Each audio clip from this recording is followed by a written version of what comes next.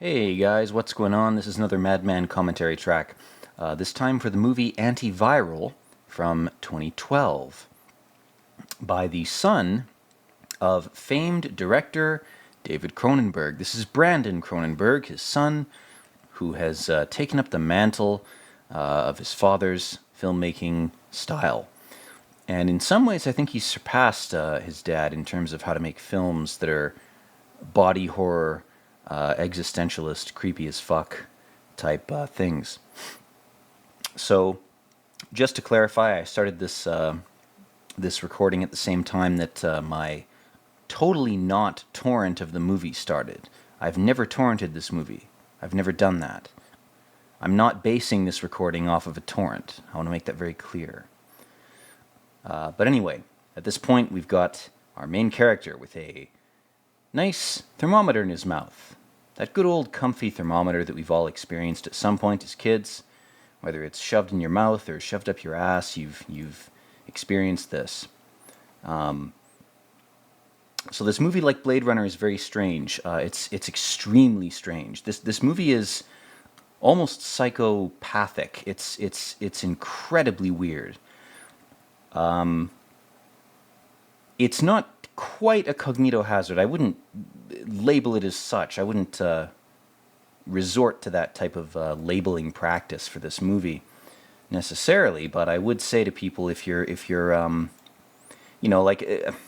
comparing this to a movie like Saw, for example, this is 1,000 times more disturbing if you actually understand what it's trying to say about language and aesthetics and patterns being sort of rebranded or relabeled as viruses. This movie is very cynical, it's very cold, it's very clinical. So before you even watch any further, you should know that. I don't think it's meant to demoralize. I do think it's meant to inform, and unfortunately those two goals that artists often have are often confused or conflated, or they overlap even in the mind of the artist, which is why artists are idiots, because they don't understand how external factors are trying to influence their artistic practice, which is extremely important if you're an artist. The sort of invasion of politics into art has a lot of negatives, but for the cognizant and intelligent artists, it's a benefit because you become more aware of what your own art is trying to say to people. If you were not aware of that before, you might have been, to use a common adage, you were essentially asleep at the wheel. You were driving a vehicle, aka your art, and you didn't understand how your art was actually potentially affecting people. So anyway, let's set that bullshit aside for a second and let's talk about what we're seeing on the screen. So we have this clinic, the Lucas Clinic, very similar to Lucifer, Lucas. We have this blonde woman, this idyllic blonde, this sort of Sports Illustrated figure who's used as this spokeswoman for this company to attract clients or thralls or NPCs or drones or basically just marks in a scam to this company, to this corporation. And you have this poor Greek statue-looking motherfucker who shows up at this clinic, and he's like, I'm simping so hard for this fake blonde ideal of mine, this specific image, this fake person, this celebrity, that I'm willing to go through some crazy shit to feel closer to her artificially. And then we have this creepy Irish guy with this. He looks diseased. I mean, the casting in this is amazing. I'm sure they used makeup to make him look more pale, and the lighting as well makes this employee that we're seeing now, it makes him look a little bit more sickly and sort of possessed, like he's an undead ape under the aegis of some fungus or some sort of parasite. But whatever the case, the cinematography is used to again sort of clinicalize everything. It makes everything look kind of cold and white. I imagine if I was a black person looking at what white people make, I might want to replace the word white, W-H-I-T-E, with the word white, W-I-G-H-T. And that brings to mind, too, the pejorative that, the racial pejorative, a racist term, objectively, that Chinese people use for white people. They call us ghosts. Mostly because their own religion and cosmology involves worship of their ancestors' spirits. So they're looking at things through that lens of past ghosts. But this movie is, again, it's trafficking in all these potential interpretations aesthetically. It's presenting an aesthetic that has the potential to evoke all these different interpretations of celebrity worship in the West and white people and, blah, blah, blah. But anyway, basically, I don't really have to summarize the plot too much. It's fairly well communicated visually, even if you don't have subtitles on right now, which of course you should. Why the fuck are you watching this if you don't have subtitles on? Like, what's wrong with you? But this guy is basically admitting that he's simping for this chick. He's subscribed to her OnlyFans. He's obsessed. He's enthralled. He's hypnotized. And our Irish sickly motherfucker here is offering him what he defines and what his company defines as a way to get closer to his fake GF. And the fact that this came out in 2012 is fascinating to me because I mean, Blade Runner 2049, and all these, any movie really that looks at AI and sort of tries to make some sort of dramatic critique of fake girlfriends or fake boyfriends or whatever. This movie goes way further than those sort of sad surface level attempts at like, well, what if it was a hologram? It's like, what if it was the herpes virus of a celebrity? Like, to me, that's like, okay, that immediately negates or blows away any potential other metaphoric, science fiction or fiction interpretation of celebrity worship or of artificial people. Like, if you're so fucked up and your society is so fucked up that you're selling diseases to fans because they've had an interaction with the genetic material of the celebrity that you are worshiping, that to me is kind of an end point. Like, I don't know how you can get more fucked up than that. And straight up, to go off on a tangent, I tried to record this commentary once before, and I failed to do it. I think because this movie is very difficult for me to even talk about. It's a very creepy movie if you start to dissect it, and that's an ironic thing because, of course, the movie is very clinical. It's very medical, very scientific to an extreme, where diseases are not being treated now in the context of this movie's world. They're being commodified or monetized as a sort of fetish object.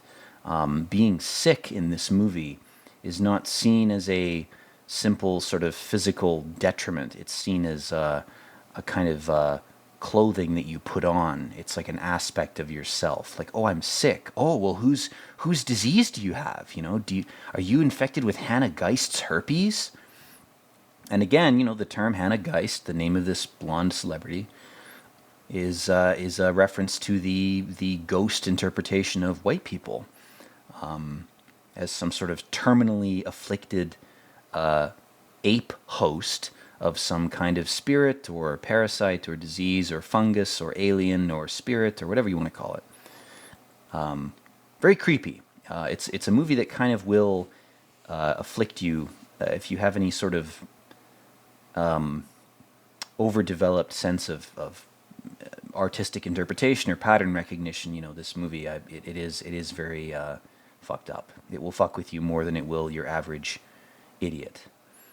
And of course, this scene is brilliant. He's got these white gloves and he's brushing against the roses. It's like, reminds me of that scene from Fight Club where Tyler Durden's character has these rubber gloves on where he's finger fucking his GF.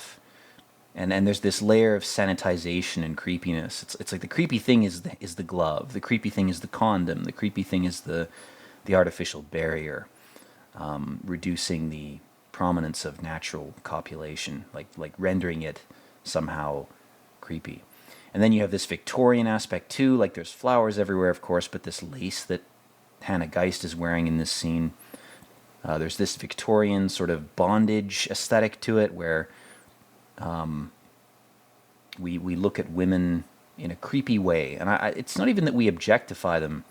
And maybe we didn't even do that in Victorian times, because the term objectification is a new thing. It's more so that we were creeped out by them in some way. Men were somehow off-put or creeped out by women, threatened by them. And so we imposed all these sort of strictures on them. And another thing I find fascinating is he's shoving a giant Q-tip up his nose. What happened during COVID? You know, I have a buddy of mine who has to travel a lot for work, and he had to have the PCR test, right? They shove a Q-tip up your nose, which, according to some conspiracies, which I don't believe and I think are completely fake, that action of shoving something into the upper parts of someone's sinuses can rip apart or break a sinusoidal barrier between your upper nostrils and your brain. So if someone, in a science fiction, magical, insane scenario, wanted to implant a chip in your head, they would shove a Q-tip through that sinus barrier to fuck with you and rape you with some technology that you didn't consent to. So, anyway, that's just nonsense, guys. I'm sorry. I went off on a tangent there. I really shouldn't have. It was really irresponsible and kind of cringe of me to do that. Sorry about that. Anyway, here we have our main character who basically, because he's sick all the time, because he's intentionally infecting himself with STDs, basically, his diet consists of like tuna sandwiches, vitamins, and orange juice. And there's a cynical, allegory you could make, where it's like, well, we take vitamin supplements because we're not getting natural ingredients from anything. And it's like, well, that's partially true. But it's not meant to commentate, I don't think, on broader society. This movie is more focused. It's more critiquing this one character and the people he associates with. It's very self-contained, this movie. It tries to present a certain series of characters, and it really focuses hard on them. And the fact that they're all basically psychopathic shitheels makes this movie difficult for a lot of people to connect with. This movie is like American Psycho on PCP, which I hate to make the analogy for, but it's American Psycho cranked up to 11 out of 10, or 11 out of 9. It's very creepy, and that's by design, that's intentional. But if you're watching this movie and you're not familiar with David Cronenberg or Brandon Cronenberg's work, it should be unsettling. If it's not unsettling to you, damn, you're a resilient motherfucker. But right now, our main character, he's got this creepy steampunk kind of computer, and we have no context for this as viewers quite yet. He's using Star Trek buttons. I love the use of the Star Trek original series. The Captain Kirk Enterprise fucking colored buttons. I think that's fucking funny. That's great. That's a nice little nod to one of the foundational progenitors of sci-fi. But in a sense, this scene is the first important one, so I'm going to probably not say as much here. But essentially, he's talking about facial recognition and the way that the face betrays your genetic makeup. And that's not a pun with makeup, of course. And how computers and facial recognition have kind of married each other in an unholy way, and how corporations are mediating this. And again, corporations aren't evil by design; they're not inherently bad, but they can be. They grow very fast. They're like cancers; they metastasize. They grow very quickly, and unless there's some mediation of their growth, they can very easily become nefarious breakaway civilizations, almost. I mean, the members of the corporation think they're above humanity. Pride cometh before a fall and all that crap. So, the face and its structure, in a sort of what's the term? In a kind of evolutionary biology way, in a kind of eugenics type of way, in this film is being associated explicitly with genetics, and then of course, in addition to that, genetics in and of itself as a field is being associated with viruses and disease. So there's a very dehumanizing, clinical, cold association being made here with, genetic expression is that's just one virus versus another. It's like, oh, well, this race is just one virus, and then this other race over here, it's just another virus. Again, it's inhuman, it's dehumanizing. And this movie is portraying that intentionally as uncomfortable because it is. It's fucked up. Physiognomy is the term I was trying to summon up from the depths of my rotting brain. There's a physiognomical aspect to this movie where the characters and the story are trying to call back attempts by different societies at different times to try to categorize and sort and potentially cull or elevate different types of people based on some sort of genetic precedent, which, it has certain utilities to it, and it has a ton of drawbacks too. I mean, it's like anything else. If you oversimplify it and you just say, well, we shouldn't pay any attention to genetics, that's not what this movie's arguing, and I don't think that's what a lot of similar films are trying to say. All it's saying is here's an extreme that we don't want to actually reach in society.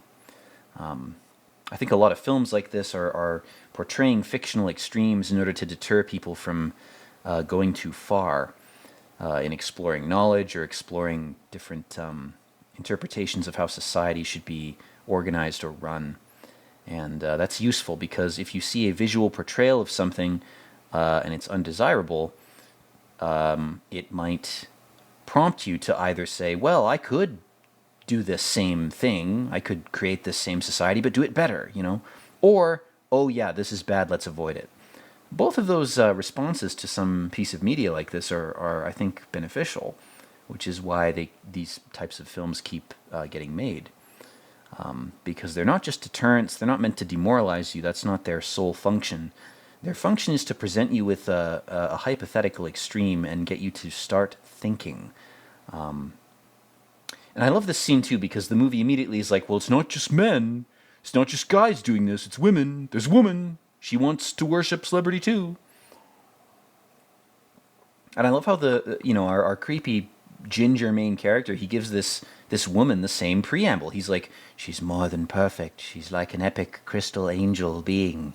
Don't you want to just sniff her farts forever? Like, it's like this same sales pitch applies to anyone, regardless of gender.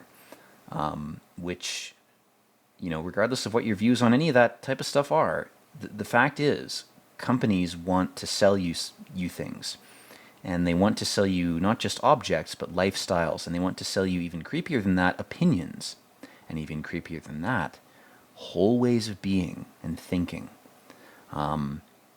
They want to transform themselves into religions, which is what this movie is saying about the pharmaceutical industry. It's what it's saying about hyper huge influential corporations. This is 2012. Like imagine showing this to somebody right before COVID, like before any of that happened, right? Like early fall 2019. Imagine if you saw this. And then imagine if COVID happened right afterwards. How might that have changed your response to that event? Very, very powerful piece of media. His fingers look like fucking spider legs. God damn, this movie. Anyway, so here he is rapidly, basically committing corporate espionage. He's stealing the virus that this woman paid him to infect her with because she wants to be closer, quote unquote, to this celebrity. She wants to have the same herpes virus or the same flu or whatever as this celebrity. God, the scenes with the needles, man. I have family members who are afraid of needles. I've never been really afraid of that. Probably means I have some innate immunity to that bullshit. I think my blood and my body and my mind immolate anything immediately that is not me. Maybe that's a trait of autistic people. Who knows? I don't think that's true, though. But in any case, I have other family members who don't like needles, and I have friends who are very adverse to their use. And I like to remember a certain biblical quote. Again, I'm not a religious person. I'm an agnostic at best. But there's a biblical quote that sticks with me that I've used in the past as a sort of source of mental energy or psychic motivation. And that quote is just this: nothing done to the body can affect the spirit. Nothing done to the body can affect the spirit. And I like that. I like that quote. I like that philosophical or spiritual perspective, because it maintains in you a certain awareness that, whatever the religious or scientific truths are in life, if your body is affected by something, you are not your body, whatever you are. And if you're tortured, if you're killed, if you get sick, you as a conscious entity are not going to be fundamentally affected by that. You're going to suffer, sure, but your suffering is confined to your body. Suffering is a result of your body. It is confined to physicality. That might sound flaky, it might sound gay, it might sound Buddhist, whatever the fuck, but I think it's true. I think any religion would say it's true. So anyway, let's go back to the movie for a second here. So this fucking scene, man, the casual acceptance of cannibalism in this is nuts. Like, the way it's portrayed is so fucked. You've got this creepy kind of, greasy, black, curly-haired, glasses-wearing, fat-chinned guy, and he's cutting off pieces of lab-grown muscle cells from the celebrities. And the fucked up thing about this movie is, this came out in 2012. Recently, I looked up online. I was like, has any company already started, dashing ahead of this movie and selling celebrity meat? It exists. Look up. There's a company that sells salami that has, apparently it could be fake, but the fact that the concept exists is what's creepy. There's a company that's selling meat, specifically salami, that purports to be based upon the DNA or the muscle cells of celebrities like George Clooney. So we have this kind of celebrity-driven or celebrity-led acceptance or normalization of cannibalism that's going on. And I looked that up like a year and a half ago.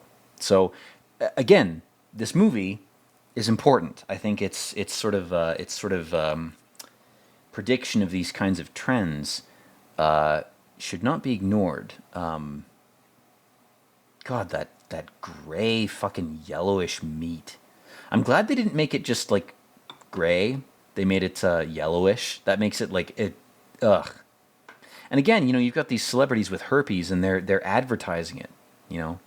Like, wouldn't you love to have my version of herpes? Because it infected me, it's adapted to my genome, so it has my genetics in it. So my information of myself could be passed to you. It's like vampirism taken to another level. It's like, I don't just want to feed off a person's blood as a vampire. I want to mingle with their genetics in a way that is like a facsimile of procreation. But like, oh, it's deeper, it's more intimate. Like, ooh, I want to procreate, but not by having a kid. I want to procreate by blending our genetics through viruses, through language. You could interpret this movie as a critique of antinatalism as well, a very subtle critique of it, where it's like, well, if you're so lazy or frightened of having children, this is the hell that you're going to end up in. If you don't procreate, if you fail to even try, this is the hell that you're going to end up in. You're going to end up trying to satisfy your instinct for procreation in the most absurd, convoluted ways that you can imagine, and ways you can't even imagine. So, anyway, let's get back to the plot for a sec. This guy's boss is basically saying, someone stole one of our proprietary technologies. They stole this terminal that's used for programming viruses. And, he talks about tulips for a second and says, oh, it's a virus that makes it colorful and blah, blah, blah, blah. Viruses are cool and good. We've got all this creepy, sanitized postmodern art all over the walls. It's like this, it might as well be computer-generated shit. It's very low-hanging fruit, you might say. But anyway, this guy's boss, our main character, is charged with going to see Hannah Geist, the Pleiadian, the Avatar, the Sports Illustrated cover star, It's like, oh, you get to see her, aren't you excited? And again, there's a certain interpretation you could, apply to this movie that's biblical. It could be that God, the creepy boss of the company, is sending Adam or Lucifer to look at Eve and saying, how will you react to Eve? She's sick. She's sick with mortality. She's sick with being what she is, in a metaphorical sense. And, this being sent to interact with Eve could be a sort of a test. It's like, well, how are you going to react? So, that interpretation aside, here we have a scene where we have two competing companies, and they're not even looking each other in the eye. It's a very sort of creepy antisocial interaction where they're staring into space like autistic people. And I struggle with this personally, where looking somebody in the eye to me is very intimate. I see it as a very intimate action. So I don't do it unless I'm saying something that's very truthful. If I'm just talking to you casually about concepts that exist outside of yours and my experience or perception, I'm not going to look you in the eye. But if I say something to you that's true, I'm going to look you in the eye. And these two guys, they're competing. Our main character, he's like, well, we have Hannah Geist. We have the ghost of a Pleiadian. We have, this blonde-haired, blue-eyed goddess. And what do you have? She's worth more than what you have. And he goes, well, we have a more diverse catalog. We have a whole bunch of other people, a whole bunch of other celebrities. What do if you lose Hannah Geist, what are you going to do? If you lose connection with that blonde-haired, blue-eyed avatar of yours, what are you going to do? What's your company going to do? So again, here we have the scene where he comes in. There's all the flowers arrayed everywhere. The fact that we give flowers to dying people is kind of cruel. It's like, here's an emblem of life that will rot soon. We're going to show this to you as you die. Like, if I was, if I wanted to bring a gift to someone who was dying, I don't know, I'd bring them some weed. I'd bring them something. I'd bring them some shrooms and disguise it as tea and be like, drink this, Grandpa. Like, this will make you feel better. You can actually talk to the beings that you're going to reunite with in a second. But flowers are very superficial. They're very decorative. They always have been. And they're kind of creepy. This movie makes me creeped out by living flowers. It has given me that association, I think, just by having seen it. It's a very powerful film. The images that are conveyed in it are not meaningless. They are not trivial. They are not hastily selected. The director that made this, again, Crandon Bronenberg, I would place him close to Kubrick in terms of his autistic specific focus on props, images, everything. This movie is very well constructed. It's like a precise sculpture where someone has made, a handkerchief out of marble. They've chiseled away at marble autistically for hundreds of hours until it looks like a lace handkerchief. This movie is a lace marble handkerchief. There's a good metaphor for you. Anyway. We've got these flowers everywhere, these supposed emblems or symbols of life, but they're dying as we look at them.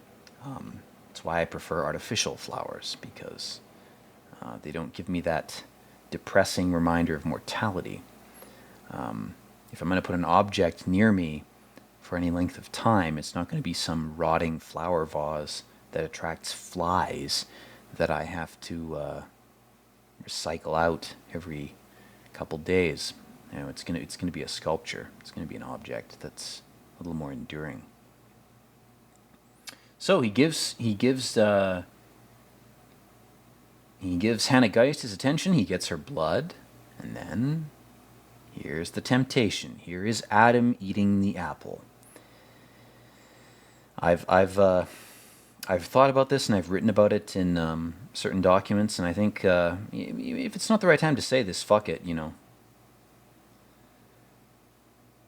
In the Genesis narrative, which I think is metaphorical, like most religious texts are, they're full of metaphors. Think about this. The apple on the tree that Eve eats first, and then convinces Adam to eat.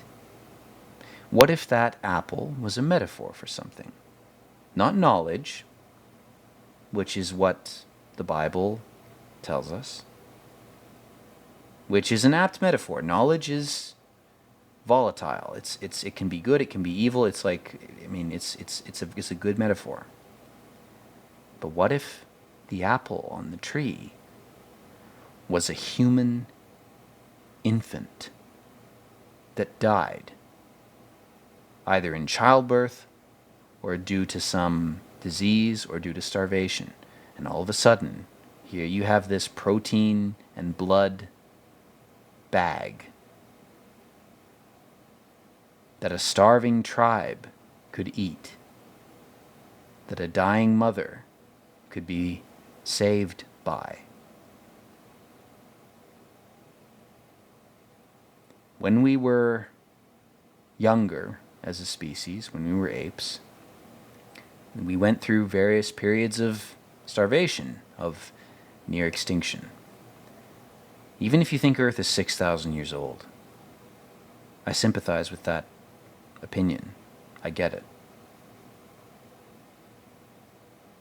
Even if that's true, think about that for a moment. The apple on the tree that God told us never to eat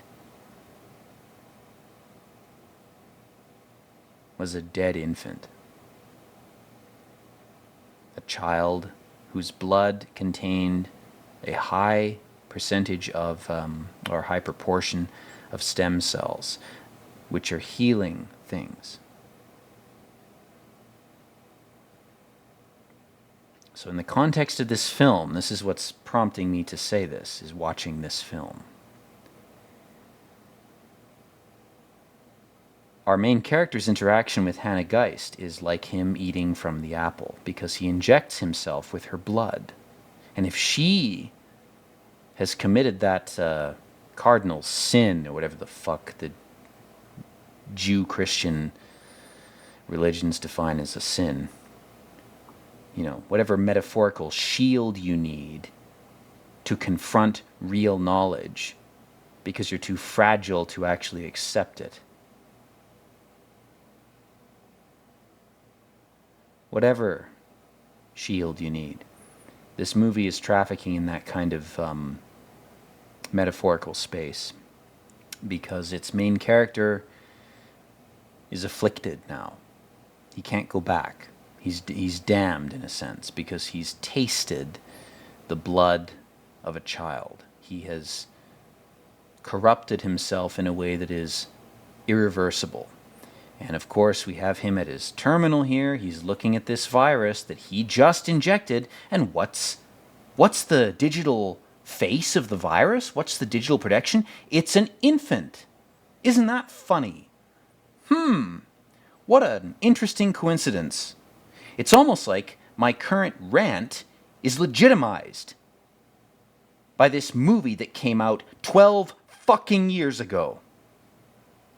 And it's almost like anyone listening to this should feel stupid. Don't you feel stupid? Don't you feel silly? Don't you feel a little ashamed for not figuring this shit out?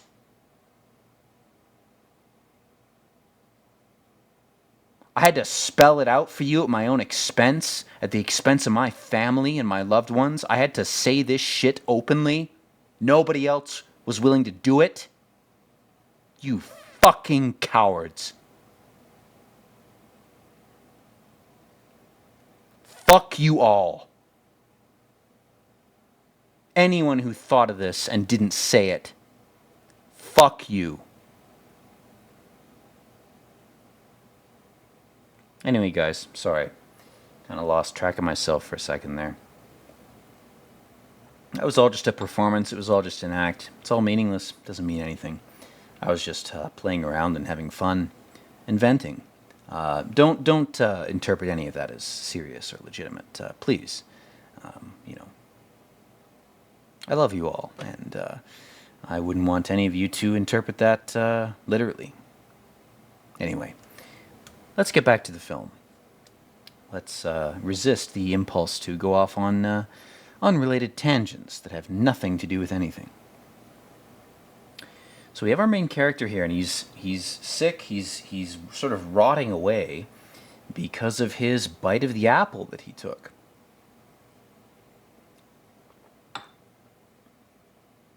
And this movie goes even further than this. Like, you would think that at this point in the film, it's like, well, where can the movie go from here? You know, we've seen these fucked up hallucinations where he's bleeding from his mouth.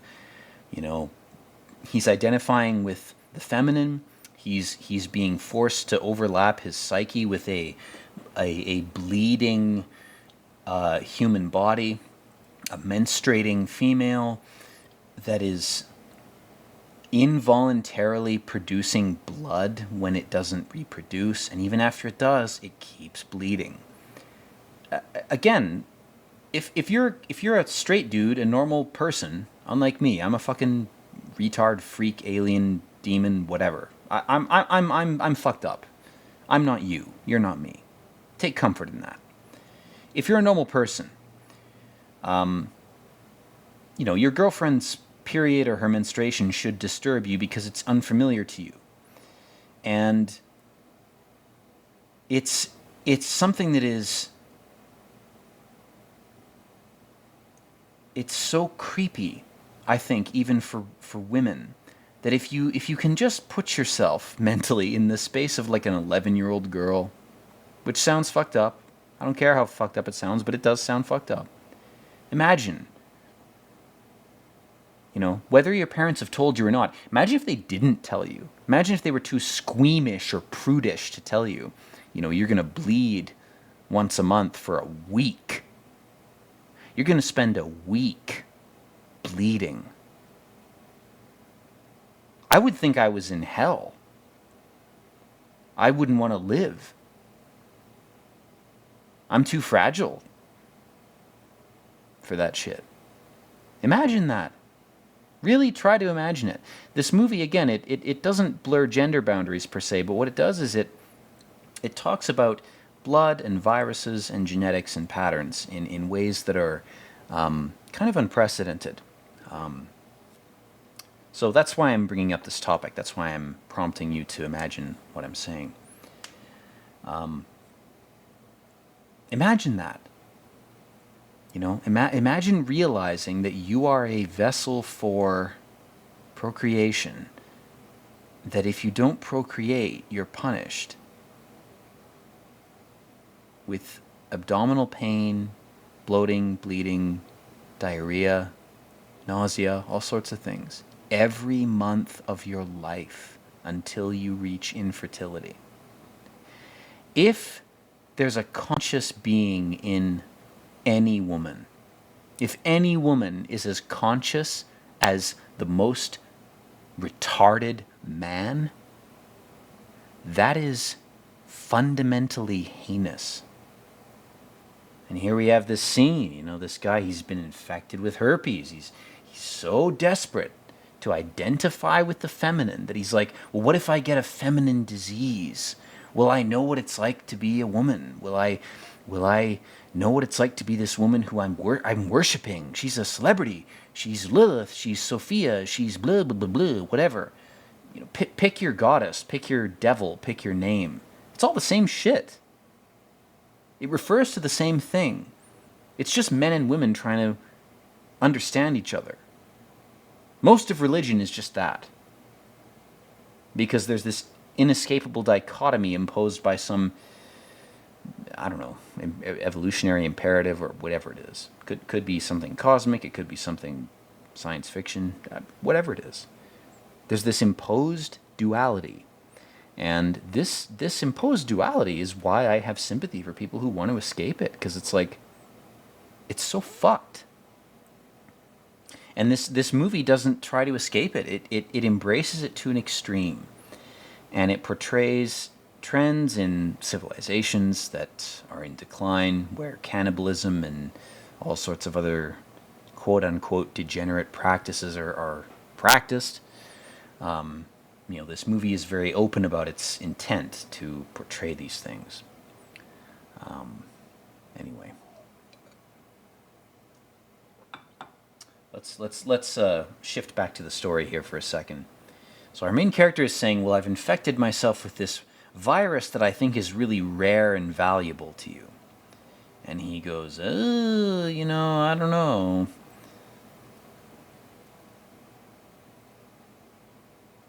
So he's pretending not to be infected with the Geist virus. And he's like, well, you look sick, aren't you infected with something, Oi, Goyim, aren't you going to give me this language virus that you've sacrificed yourself to inhabit, like Christ? Christ was just a slave, a Jewish slave. He did exactly what we told him to. He pretended to sacrifice himself. He gave us a bunch of data and a bunch of new thralls. Aren't you going to be a new Christ? Aren't you going to emulate Christ? That's the best thing ever. Why don't you act like Christ? Why don't you be generous to people? Why don't you sacrifice yourself? Starve yourself. Kill yourself. That's our best access to the virus that will allow us to enslave more people. Wow, I wonder why people with any sort of genetic predisposition that's any similar to Christ are not doing that right now.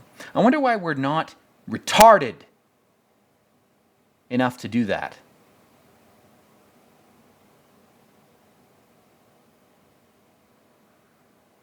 We'd rather watch the world burn to pure ash than give any of you any grain of ourselves anymore.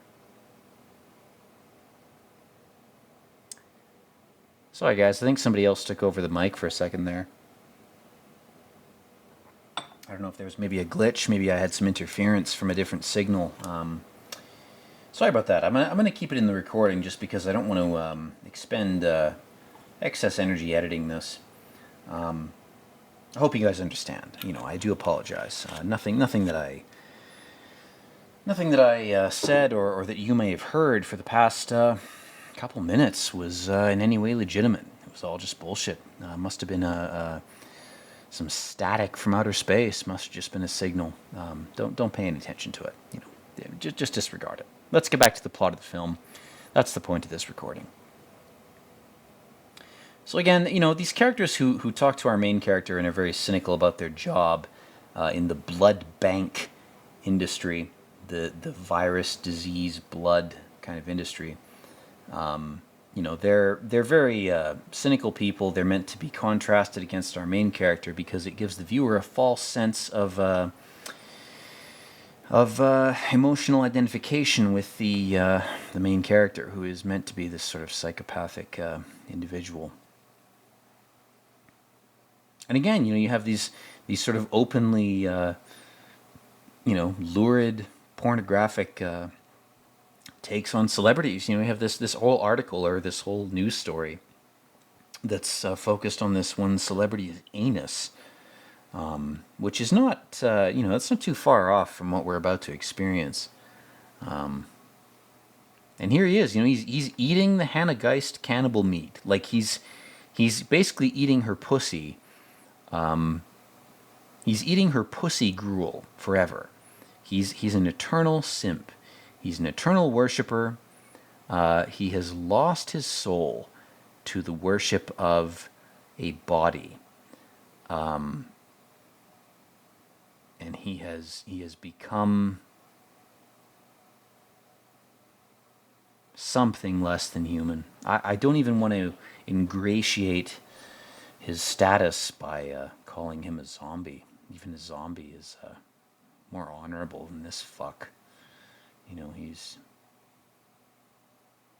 lost everything. He's using his own body as a vessel for these celebrity viruses, these celebrity blood trends, as a way to monetize his own physicality. I mean, it's becoming a whore on a level that is hard to even conceive of. And here's an interesting scene too, because the meat, the celebrity meat, is infected with this black fungus. Now, I don't believe in any conspiracy theories. Straight up. I'm very against conspiracy theories in general. But this movie reminds me of a conspiracy where the COVID vaccine contained some kind of graphene or graphite or black nanobot kind of substance. And the funny thing about this movie is the meat in these last few scenes that this curly-haired, big-nosed freak is complaining has been contaminated, seems to have been contaminated by a black fungus or some kind of black ink or language type of thing. Funny thing in this movie from 2012. Funny thing in this movie from 12 years ago. Very interesting. Anyway, in any case, this character is saying, well, my meat's going bad, you know. What a shame. You know, I made a profit off this. All I care about is money. I have no morals. Our main character's the same. He's not any better. But, you know, the meat is going bad because of some black intrusion. Some sort of... I don't want to say it's from a vaccine. I mean, that would be insane. It'd be insane to speculate that a vaccine would spoil the intents of vampires and cannibals and other demonic people. I mean, you know, that's just nuts. You should definitely avoid that vaccine. I think if you don't take it, you'll definitely be better off than if you take it. Anyone telling you not to take it, they're definitely the good guys. That's all I have to say about that. You know, I definitely support vaccination. Don't listen to anyone saying not to take it. Anyway, we have this funny scene where he sneaks off into this like alcove of this like strip club place, and he finds this internet porn allegory room with a nice David Lynch red curtain, you know, red pussy curtain. That's never been done before. That's low hanging fruit, man. That's not a pun. I wish the curtain wasn't red. Make it blue or purple or something. Don't make it red. I mean, that's so fucking. That's so easy. I mean, with his pale skin, I guess it makes sense. But anyway, here in this room, we have this digital or AI facsimile of this princess who needs to be saved. Oh, my prince, implant your genetic material into me, because I'm the genetic vessel that your betters and kings and queens have chosen for you to impregnate. Oh, your entire life and destiny depends upon you impregnating me. And to do that, you must free me from this artificial box. Oh, I'm so oppressed. Like, it's the most cliche bullshit that you can ever indulge in. Don't ever think of anyone in your life as someone you have to save. It doesn't matter what your inclinations are. It doesn't matter if you're a really generous person. Whatever. If you fall into this trap, you will be worse off than this character is in this film. And this motherfucker, it's like he's already in hell, and it's like he discovers a new depth.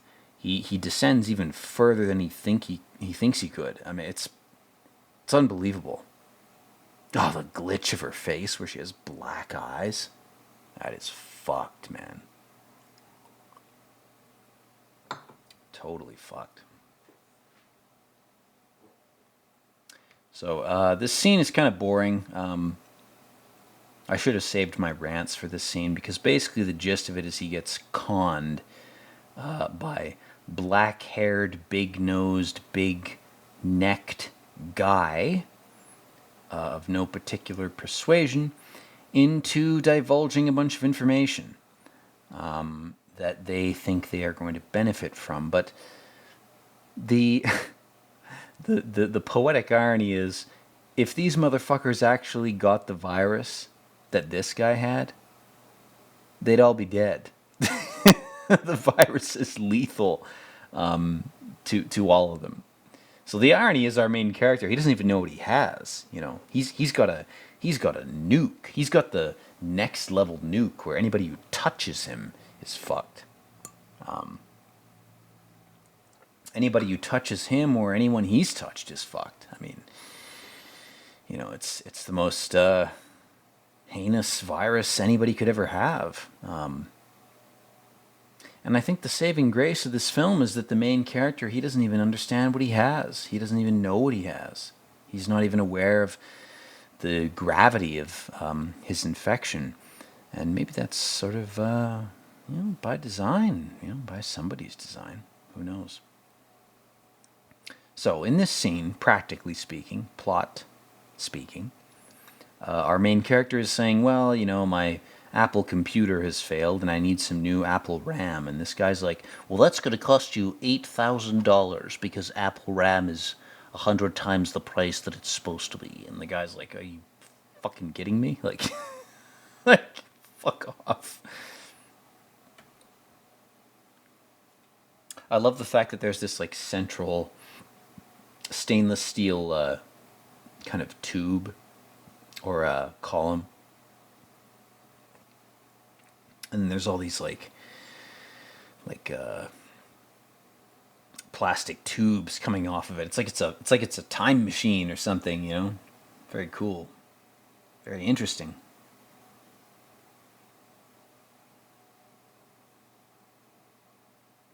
And he's so naive, man. Like, bring a fucking gun, you dumbass. You live in the States. You can't get a fucking gun? What an idiot.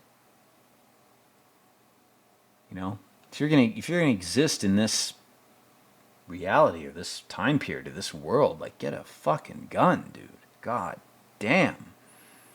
Unless your function is to die for something. I mean, fuck's sake. What's wrong with you?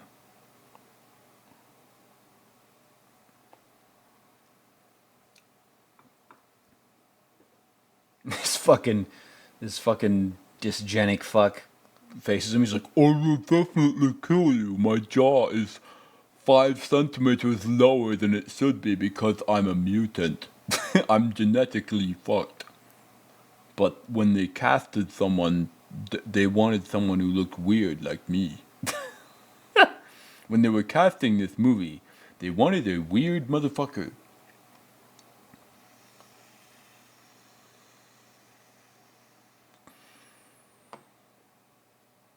So they get a bunch of blood from this guy. Like it's gonna do them any good because the virus is lethal. That's the whole point. I feel like you could interpret this movie like this guy did this intentionally, where he was like, I want you all to die. I want you all to burn in hell. I want you to think that the virus I've given you is legit, because I just want you to all permanently die. And the only way to kill you for real is to infect you with something that's genetic, where if you try to clone yourself or save yourself in a tube or whatever, you're just going to rot. You're going to rot forever. Your hell is going to be that you rot perpetually, and you will try to replicate yourself. You will try to extract the virus from your genome, but it won't work. You're just going to be punished for eternity at my hand, at my behest. And I will take great pleasure in watching you burn over and over again in genetic hell. That's one way you could interpret this film, is somebody trying to infect everybody with a virus that is undetectable, irreversible, incurable, and also very entertaining. You know, if you're a higher dimensional being who can extract yourself from one of these bodies, torturing the idiots who failed to interpret your presence properly is, I mean, you know, it's like when you order a burger, you get fries, you know, you get a side dish, you get a little bit of filler to fill your stomach. You know, that's a lot like what this movie's saying is, you know, there may or may not be entities that are torturing us not because that's their main point of interest. It's just a leftover kind of lark, you know. It's just a fun kind of experiment they can conduct because we're so expendable. We're so expendable because we let ourselves be. If you have a protector of your mind and body, that's different, but if you don't, pick a symbol, pick a shape, pick a religion, pick something. Protect yourself, because the opportunities to do so are dwindling rapidly, and if you haven't picked one by now,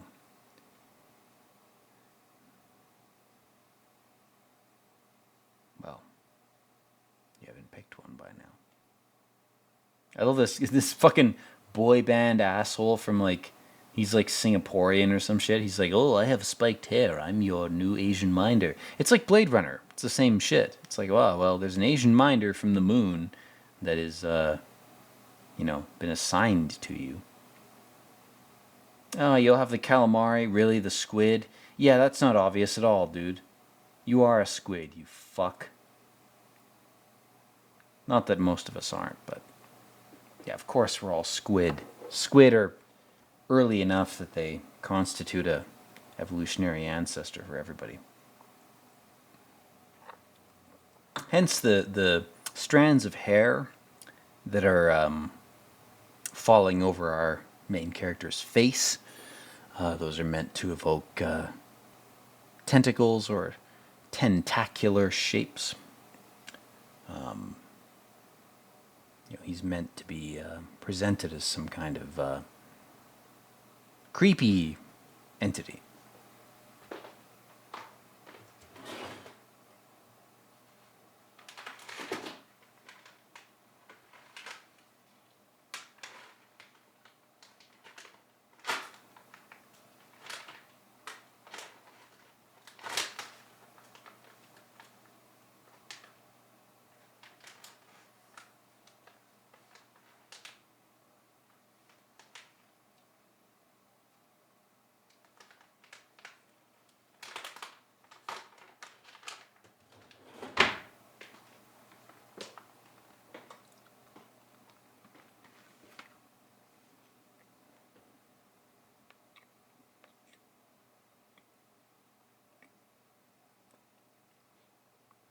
So here we have our main character being transported to some kind of retreat, some kind of elite mansion or house of some kind.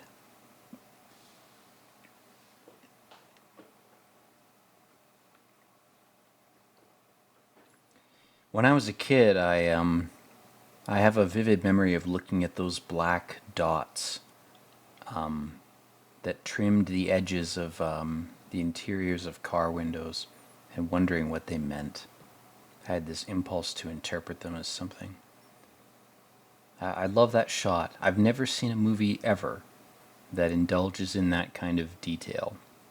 And this movie does. It says, you know, are you an autistic kid watching this who has body dysmorphia or some kind of body embodiment issue? Well, I'll show you this very close image of this, you know, car window.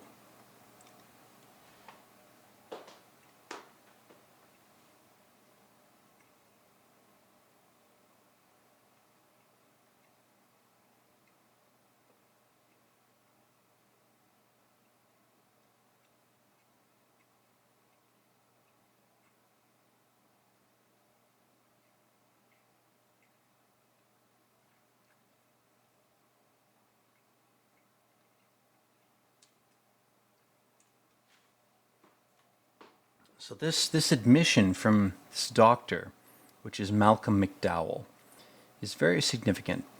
He's talking about his parents' psychic weaknesses and how those psychic weaknesses can be passed on inadvertently to children. The delusions of grandeur, that's the most important thing. A parent passing on their flaws to their child, it's rarely done intentionally, which means that it's way more insidious than you think it is, because you can't just blame your parents for it. That's not an easy out. If you're intelligent, you can't do that. And this doctor is basically telling him this. He's saying, well, you know, my parents abused me in unintentional ways, convoluted ways, ways that are not defined as abuse.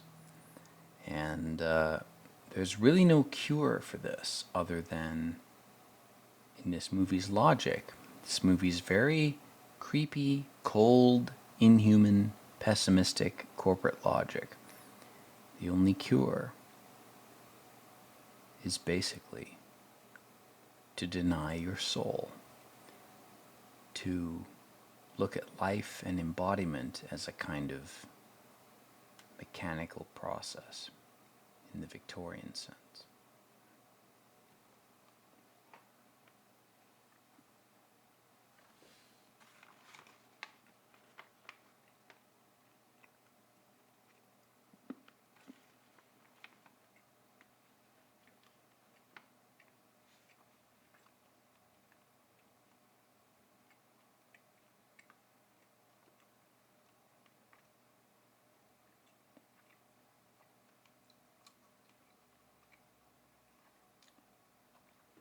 She asks him if he's had his period yet. Have you started bleeding yet?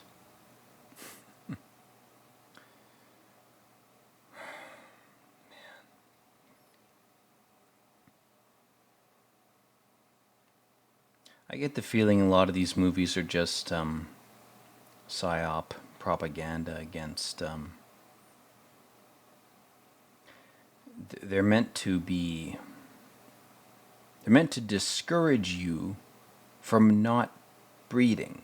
They're meant to encourage you to breed. And by virtue of how we educate our citizens, this is the level of doublethink that we have to resort to encourage people to have kids.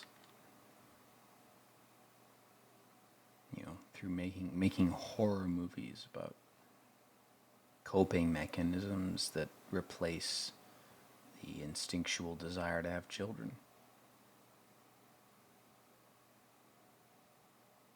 That's sad.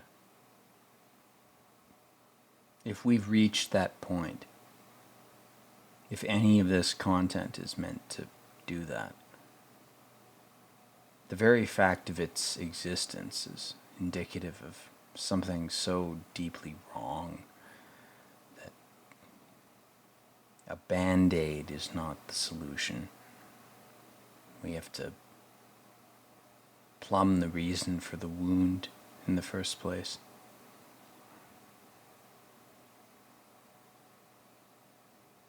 And I'm not a good example, you know, I'm not somebody who's ever imagined I was competent enough to have kids. I have my proclivities, I have my interests, but Even if I was able to admit those, I don't think I would ever want to have children. Not right now. Now, Malcolm McDowell's character, this scene is like my favorite scene in this whole film. For 1 hour, she insisted that I was her late publicist, Maynard Welsh. Like, his voice is so fucking cool, man. He's like, oh, well, I'm more interested in her than professional. I love it. He establishes this medical authority, and then he immediately negates it. He's like, no, I'm also actually a creep. Like, he's like, oh, I've got these grown skin cells. It's amazing.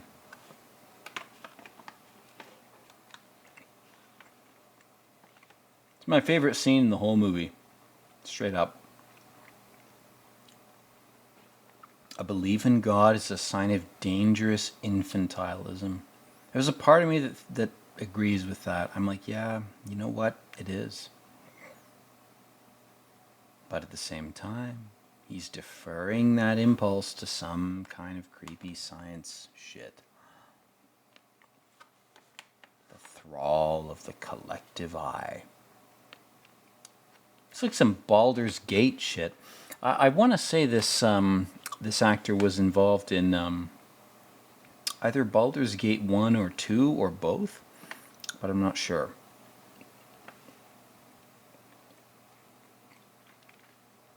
He's like, why did you bite the apple? Why'd you go down on your girlfriend and drink her blood? Why'd you do it? And he's like, I don't want to die from this bullshit. And they're like, oh, of course. Here, I'll give you some drugs, give you some antidepressants, give you some antipsychotics. Oh, yeah. Antivirals, yeah. Antidepressants and antipsychotics are antivirals. It's the same thing.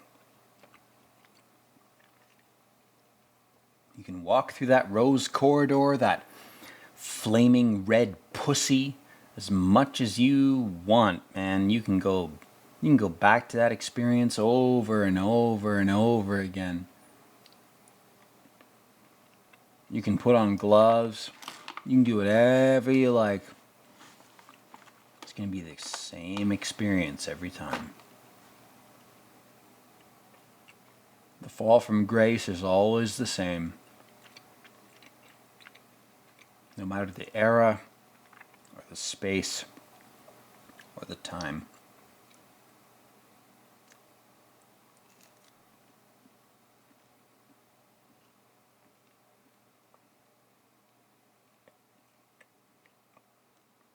She's kind of got a pig nose. That always put me off of the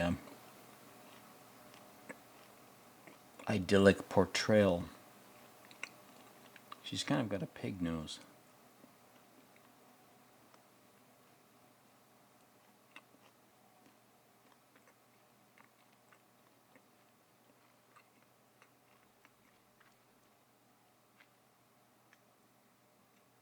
There he brushes up the Victorian lace. Totally not a metaphor for penetration or sex. Definitely not that.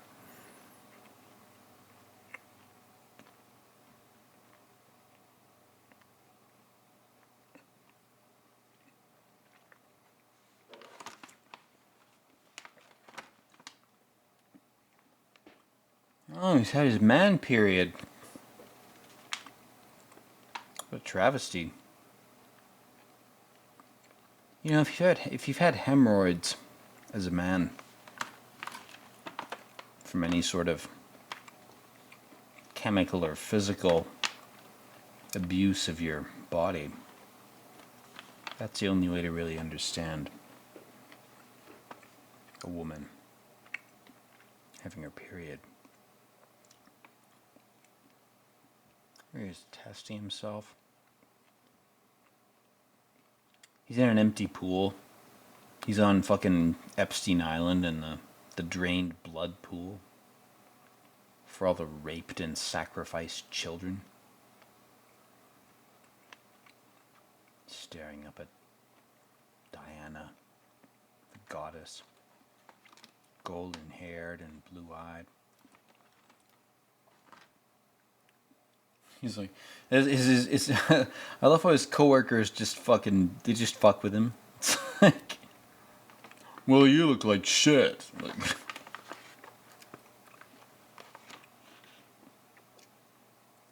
I need someone non-responsive to talk to. God damn, dude. That's what's making me want to just retreat to the woods. Fuck you all. I won't talk to any of you. You can burn in hell. I'll put you there. You don't want me? I don't want you.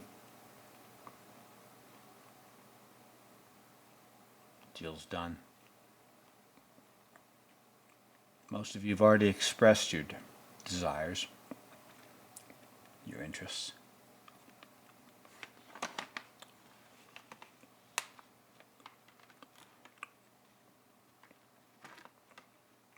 They can't be amended.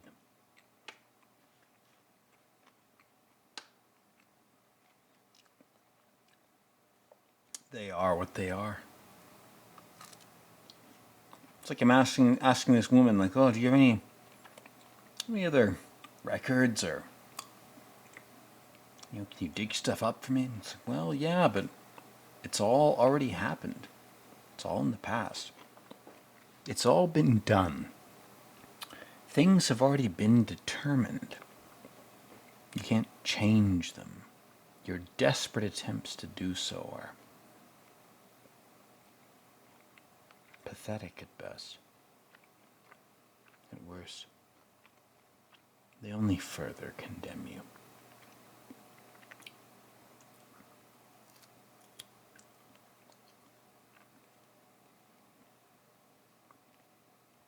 This fucking prick. Wish I could beat his head in with a pipe in Minecraft. Take a Minecraft pipe and beat his Minecraft brains out of his Minecraft skull.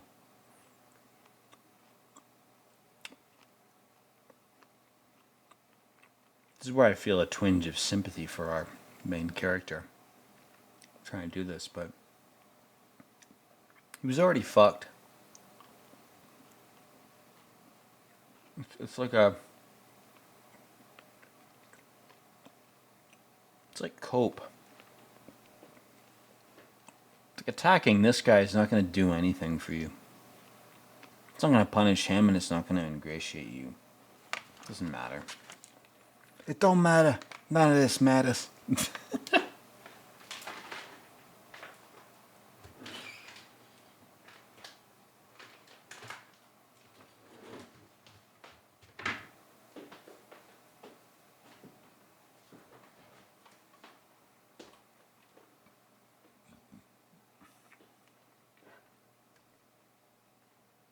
So this is the scene where I do admit I get sympathetic for the main character. It's like, well, he's suffered quite a bit, I wouldn't punish him more than this. Like, the poor fucker.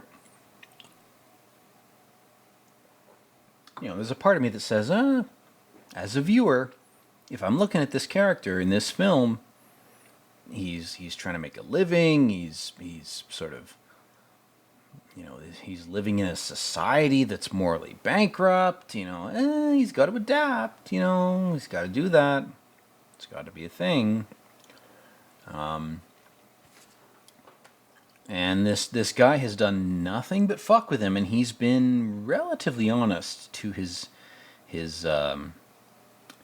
the person he's selling viruses to. He said, well, look, I'm selling a product. If you're not morally bothered by it, I will sell it to you. But this guy seems to be sort of, he takes mercy on him in this scene, but he has no problem fucking with him. Whereas our main character here, Ginger Man, red-haired man, Irish, Scottish man, he never tried to fuck over his buyer. He never tried to sell him a fake virus. He never knowingly tried to sell him anything that wasn't legit. So he had a certain sense of honor. He had a shred or a sliver or a shard of honor. But in this film's context, again, why this movie is so pessimistic is because it doesn't reward its characters for any semblance of those qualities, like honor. If anything, it punishes them or just ignores those qualities. That's the moral universe that Crandon Bronenberg has chosen to erect in this film.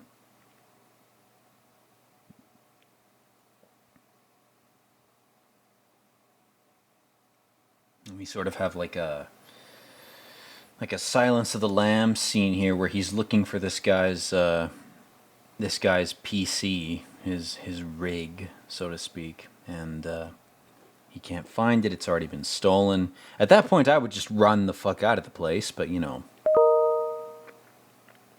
the context of this movie, he's looking for a specific part to fix his own rig, so he has to make sure that that part is or isn't here, or that virus. Okay, yeah, okay. He was looking for a virus.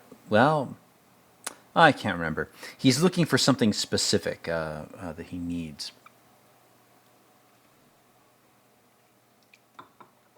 So he has to perform this sort of clandestine burglary thing to get it. And I love the tone of it. I love the noir tone of it. It's very cool.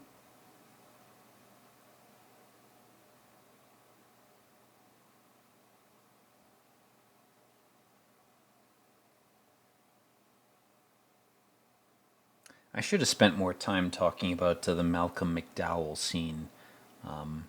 But to be honest, if you want to appreciate that scene, there's no commentary I can offer that would be equivalent to it. Just watch it, where he's like, belief in God is infantile thing. Like it's just the tone of his voice. It's like a certain music. It's a very specific music that he as a voice actor is able to convey. And I love this scene too because he puts his glove over his hand, our main character, like a mask. Again, this movie sort of prefigures or I don't want to say predicts. That's totally inaccurate and wrong. But it certainly prefigures a lot of the sort of COVID trends about hyper-awareness of viruses and, again, covering the mouth and chin. Interesting that to hide his identity, our main character does that. It's very interesting.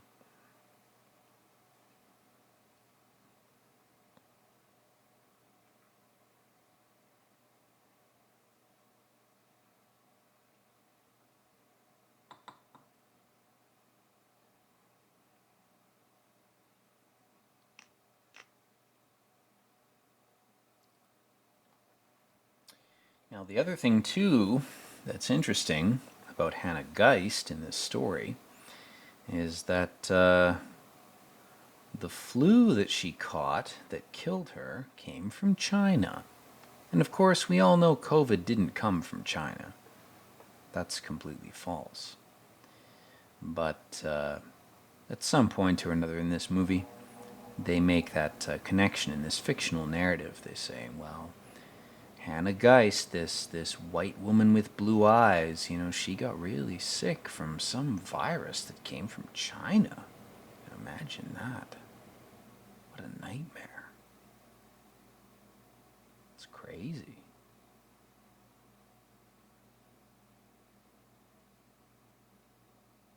So here's our main character, our Odysseus, our hero. He's assembling his PC. He's gone on AliExpress and Newegg and all the brilliant computer sites. He's gotten all the best parts. He's got a 4090 Ti. It's not even a thing.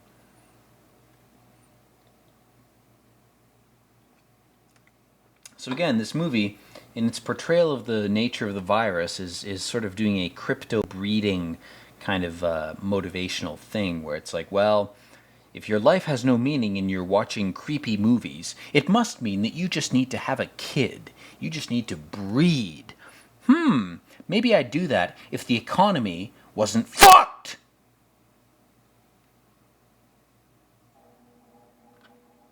Maybe it doesn't matter how many movies or religions try to convince me to breed. Maybe there's no good women. Maybe the women that I would be compatible with are sick, just like I am. And maybe I'm meant not to breed. Maybe I'm meant to die slowly and painfully. And maybe there's nobody in my life who's ever told me otherwise.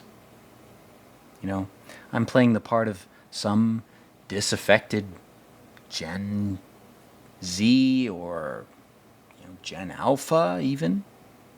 Or, even a millennial who might be experiencing these same emotions, which I'll give you a hint, most of us are.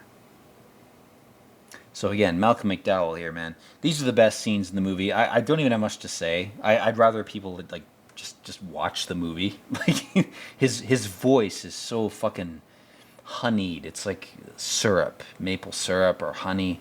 It's beautiful. It's hypnotic. It's a very very beautiful tone of voice that this man naturally has. Very lucky to have that. I love the Victorian fucking forward neck shot there, where with him in front of the white curtained window. I had a friend who I reconnected with years ago, and she was incredibly intelligent and very very passionate, but also very sort of altruistic person. And when I reconnected with her, I noticed that her spine, like her upper neck, had sort of been bent forward by her dedication to her profession, which involved teaching piano or teaching music in general. And when I see scenes like this of human beings who have been sort of mutilated by their obsession with pattern replication, I mean, there is a part of me that says, like, why are we really destroying our bodies, for patterns that are just entertainment for the elites, Why not just live on a farm and grow potatoes and, raise cows? You can eat beef and potatoes till you're dead and have a more meaningful life than if you write symphonies, If the powers that be want us to value creativity above subsistence, then the current system needs to be radically changed, because I think most people will choose subsistence because self-subsistence has more meaning. Again, let's go back to the film here from my my self-indulgent rants. So we have Hannah Geist herself here, who's still alive, vomiting blood, very nasty affliction that she has. And again, earlier in the film, she asked our main character, have you started bleeding from your mouth? Which, to my mind, the immediate association I produce in my brain is gingivitis. So, if you don't brush your teeth, sugar-based bacteria and little tiny worms will eat at your gums and cause them to bleed. The prescribed cure is fluoride. There are some groups of people, some families, some cultures that espouse baking soda on its own as a remedy for mouth parasites. But either way, the fact that this movie traffics in that visual, and that trope of bleeding from your mouth. You know, there's a vampiric connotation to it. There's a sort of fantastical, you know, vampire myth connotation. But if you have a gum disease, you will bleed from your mouth. And you'll swallow some of that blood inadvertently. You know, you'll end up swallowing that blood, whether you want to or not. Whether you consent to it or not. Which is creepy, I think. And when you brush your teeth, you know, if you brush your teeth too hard, you will break your gums. You will end up swallowing a little bit of blood without knowing it, without tasting it. That's something to think about. I don't really know what the connotation is about that. But in this scene here, let's whiplash ourselves back to the film. We have our main character here. He's been captured by the glowies. He's been thrown in a psych ward. My God. He's got cameras watching him. Whew. What a nightmare. It's not like cameras are watching us all the time. They're only watching you if you're in a psych ward. That's the only time that cameras are ever looking at you. You know, they're not looking at you all the time. They're only looking at you if you're insane. They're only looking at you if you have pictures of a blonde-haired, blue-eyed cunt on your walls 24/7. A false goddess, a false god, a false woman.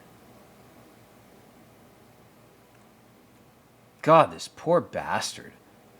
They're wearing fucking World War I gas masks. Like, that's excessive, man. You know what?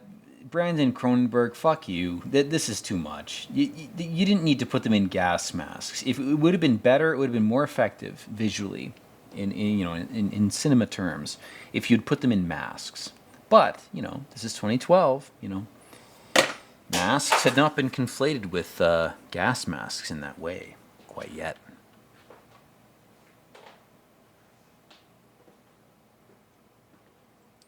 So here we have our epic protagonist. He's about to puke blood all over the place.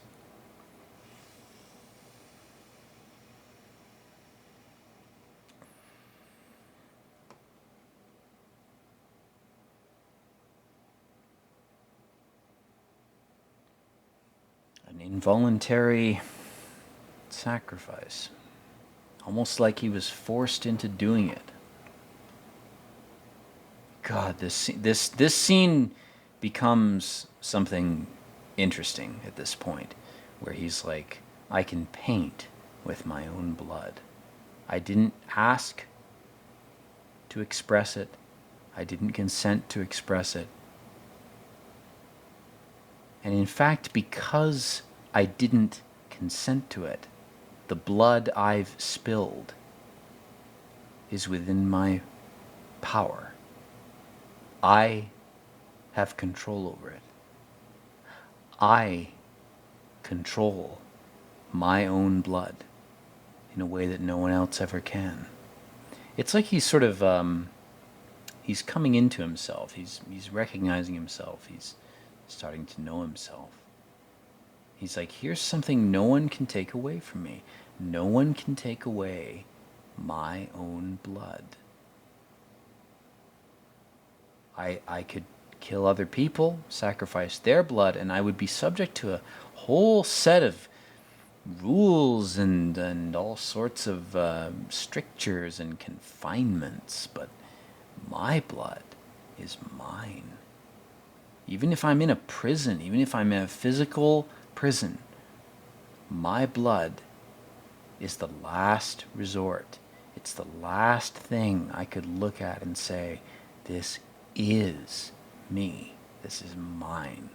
And anyone who tries to say otherwise or claim otherwise through any sort of convoluted metaphor or narrative or story, like, oh, don't do that because you're valuable and special and blah, blah, blah, blah.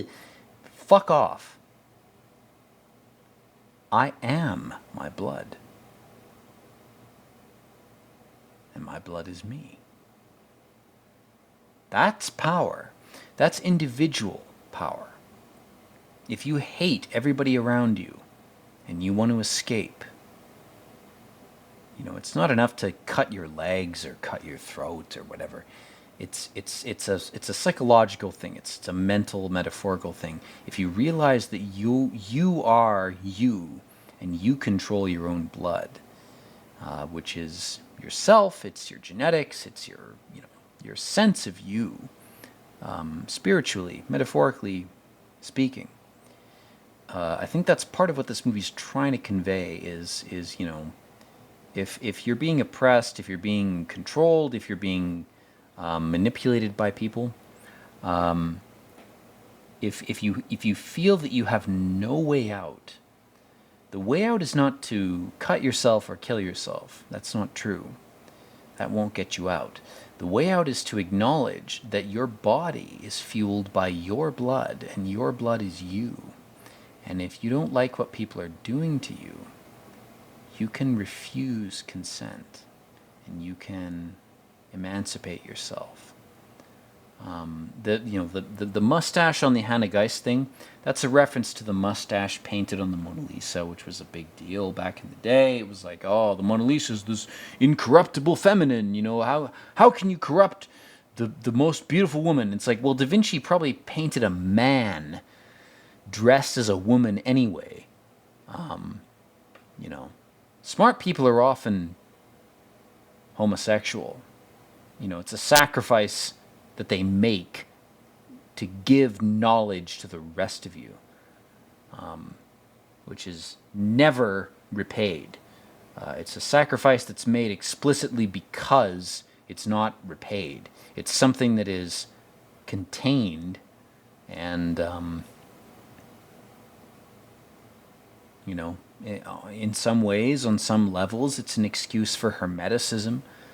But in any case, knowledge that benefits straight people has often been given to them from homosexuals that have sacrificed their dignity and their souls, some part of their souls, their sexuality, whatever you want to call it, in order to try to give knowledge to the rest of you.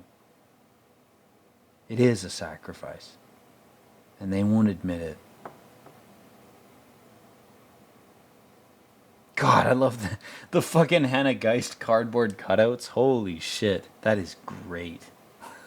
The magazines. It's just fucking beset by the illusion. God damn, dude. It's just Lilith. Lilith and Eve are the same fucking cunt. You don't have to become a fag, but God damn, just escape.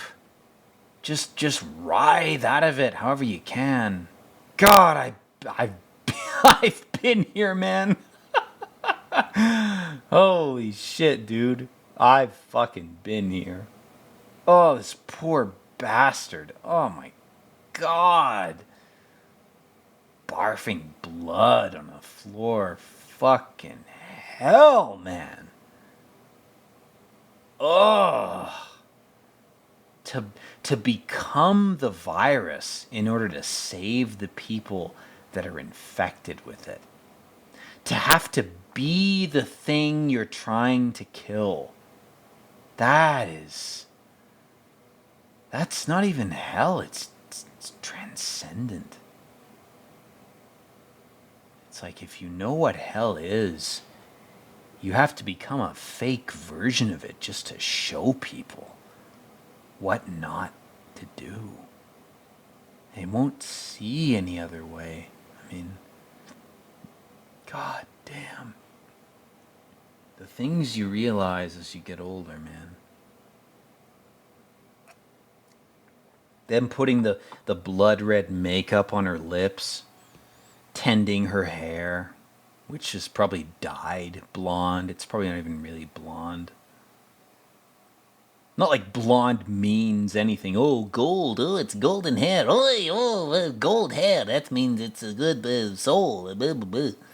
It's a bunch of nonsense. It's just a bunch of crap. God damn. I mean, blue eye. The eyes are the most effective thing in terms of indicating a particular type of person, because the gene for blue eyes emerged on the West African coast some time ago. And that blue-eyed gene might have been some kind of indication of fungal, linguistic, or alien habitation. I don't know. But let's get back to the film. This witch mother, this green-eyed, brown-haired witch mother, is telling this red-haired thrall, or this guy who's pretending to be a thrall, maybe he's more than that. Basically, she's saying, "Oh well, you spied on Lucas Clinic for us, so, well, we're grateful to you, but if you're infected, we don't know, we're not willing to repay you for sucking up the virus of some fake Pleiadian." And he goes, "Well, I have something more than that to offer you." And that's why this movie is fucked up, because there's a psychopathic interpretation of the characters, because their machinations and their sort of designs, when you reach the end of the film, they become more apparent, and you realize, oh, all these characters were basically all playing 5D chess and fucking with everybody around them in order to achieve what they want, which is what all of us are doing on some level. That's, whether you think it's good or evil, we're all doing it. But in the context of this movie, this character is sort of seen as a sympathetic idiot until you realize at this point in the narrative, oh, he actually knows what he's doing. He actually infected himself intentionally. He actually played out the entire narrative right to the end, even including his admission of his fake failure. He's played through all of it. He is a master actor. And at the end of the film, he is the one who benefits, because he's kept his face concealed. He's kept his true self completely veiled from the viewer. From the first moment you see him, from the last moment he appears on film, you have no idea who he really is. And you never will, because the movie ends. And you might think him sick, you might think him a monster. Who knows if that's really who he is? Maybe he's really good. Maybe there's some ulterior motive that he has for progressing the narrative to this point. The point is, you don't know who he is, and you never will. Allow me to take a moment of your time. I love it. Here again, we have this blonde-haired, blue-eyed, ideal woman. And here she is trying to hypnotize you. Again and again and again. It's the same hypnosis. Doesn't mean ugly people are good and beautiful people are bad, but they might be. The point is, oh God, fuck. It's hard to even talk about this. From the perspective of the virus, aka language, the human is irrelevant. What matters is the system. So if you look at consciousness and human embodiment in these bodies as a language-dependent thing, that's what this movie's trafficking in. Is it's saying, well, language doesn't really care what form it inhabits. All it cares is all it cares about its embodiment, rather, is that it can embody something viable. So if we produce fake bodies or anything related to that conception of a body, language will inhabit them. You know, whether that language is a toxoplasma parasite in cats, whether it's a bird-based parasite from eagles, whether it's a parasite present in dog saliva that inhabited apes at some point, whether it's a parasite that emerged in fruit, it doesn't matter. The body is a design of the parasite from the parasite's perspective. The body has very little to offer in terms of any perspective at all. It's passive, it's meat, it's fruit. There's very little there that has any consciousness, if there is anything. And what there is there that we call consciousness is an illusion to comfort ourselves into thinking, well, we're not parasites. I haven't inhabited something. I'm not a parasite. That term is a pejorative. It insults me. My ego's impacted. My God, how could I possibly be a parasite? We're all parasites. That's what this movie is trying to say. And here we have our main character locking the door, closing off the knowledge. But he sneaks back in. Oh, what is his intent? Oh, to taste the forbidden fruit like Adam? Poor fool. You've already tasted it.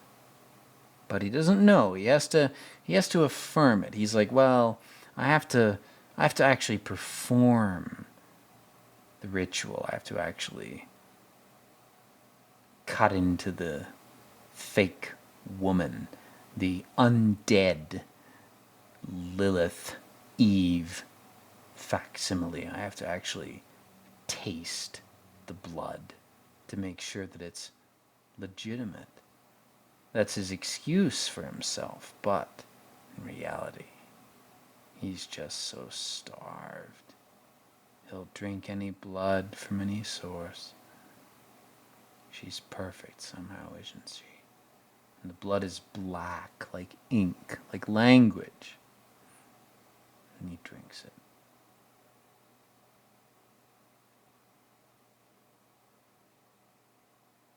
God, the close-up on his hairs on his lip. God damn. That fake arm. And there she is, some kind of creepy fucking Lovecraftian zombie blood bag. And that's what this movie's implying women are. I mean, this movie is incredibly pessimistic. I want to make it clear. This movie is an exaggerated, almost cartoonish representation of femininity in general. So, don't take it seriously unless you're some sort of savant or time traveler, I don't know. Take it for whatever you will. And as the credits roll here, we've got Kevin Crixt, Rob Cotterell, all these people. I'm going to end the recording here. Thank you guys for watching. I do appreciate it. I kind of lost energy towards the end of the recording, so I do appreciate you hanging on if you've hung on this far. Don't devalue yourself if you've interpreted this movie in some kind of significant way. You are not invaluable. You are not some kind of monster. You are a human being, and you have choice. So take this movie as a movie that speaks to you about the potential negative aspects of yourself. and curtail them, control them, channel them. That having been said, thank you guys for watching. I love you all. Take your vitamin D, and, as always, peace out.